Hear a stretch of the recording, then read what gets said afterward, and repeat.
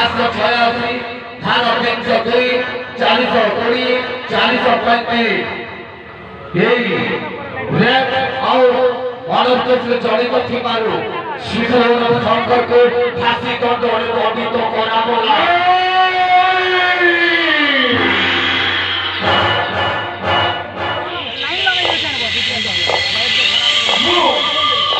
नृसिंहगढ़ थाना अधिकारी आदर्श पट्टनायक दृश्य देखी नी जानी नी आज जो घटना देखा पाऊँ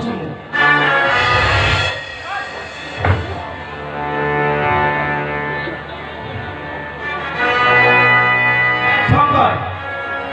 आज एमती काम कलु जे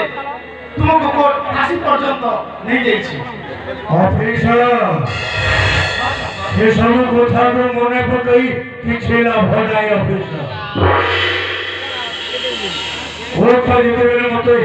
फांसी रो दंडादेश देछि मते फांसी देई देबा की भलो मु तुमर सत्यता जानिबा को चाहे आपण को सत्यता जानिबा पई जेते बेले उत्कंठा प्रकाश करछन्ती हे सुरंग ऑफिसर मो घर होची से रतनगढ़ मो मालिक घर होची से नृसिंहगढ़ मो मालिक सुरेंद्र प्रताप भारी भल लोक मो से टंकार प्रलोभन पड़ी मो भूल रास्ता को चली जाइए ऑफिसर से भूल रास्ता को चली जाइए से घटना होची 10-15 वर्ष तलर कथा से दिन थाए